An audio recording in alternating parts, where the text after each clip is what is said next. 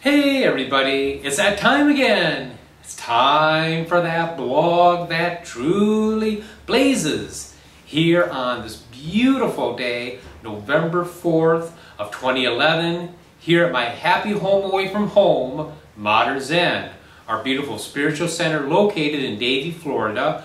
I'm going to go ahead and do the 3-card reading. So I'm going to go over the energies of the past week, what we were into, what we're coming into now, and what lies ahead of us towards the end of this upcoming week. So it's going to be a thrilling ride. Strap in your seatbelts. Get ready.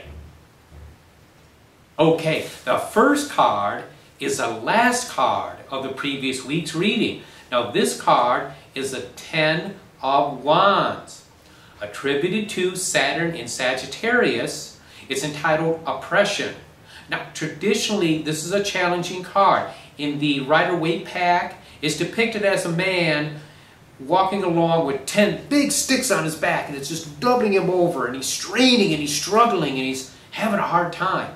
So if you felt that way, if you felt like you had a lot of irons in the fire, or if you just felt like you were kind of like stressed out because you couldn't really express yourself, you felt like you were hemmed in, you felt like you couldn't let things flow, this was that energy at work. Now, I did not feel overwhelmed with too many irons in the fire because I took my own advice, okay? I was really careful about getting overly involved in too many projects simultaneously. But nonetheless, I did have that kind of irritable feeling, okay? And I felt kind of like I was hemmed in a bit. I just couldn't really do everything that I wanted to do, you know? And this happens. But we're getting out of that energy. We're coming into some really good stuff really soon. Okay, the next card is quite a contrast. It is the High Priestess, Isis. Beautiful lady ruling the moon. I shouldn't say ruled by the moon in her case. She is the moon. She's that soft, lunar, feminine, loving energy. And it's the idea of receiving. You know, she's standing there with her arms outspread, and it's just a matter of receiving these gifts, manifesting these things in our life because we're open to them. Okay, we don't always have to project. You know, at times we need to sit back and we need to receive. That doesn't mean we do nothing, but it does mean that we allow the energy to flow through us. So that can come from sharing with others, and also it can come from being open to people sharing with us.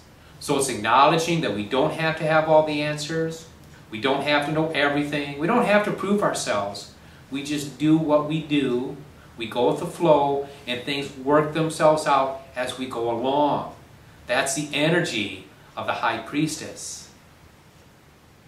And towards the end of the week, again, the energy shifts, and it shifts in a very positive way. The card we have coming up for the end of next week is the Prince of Wands. Now, this is a very fiery energy. He's very dynamic. He's projecting. He's got his arms out. He's projecting. He has arrived. He is ready. He's ready to attract. He's ready to show himself off, to attract things with his charisma, and to blaze his way. It is a blazing blog, so we do blaze here. But this is what it's going to be, okay? We're going to go through a period of where we're kind of like recycling our energy with that High Priestess energy, with the moon, going through that cycle of reception, and then we're going to have a cycle of projection. So if you find yourself reflecting upon yourself, looking within for answers, this is good.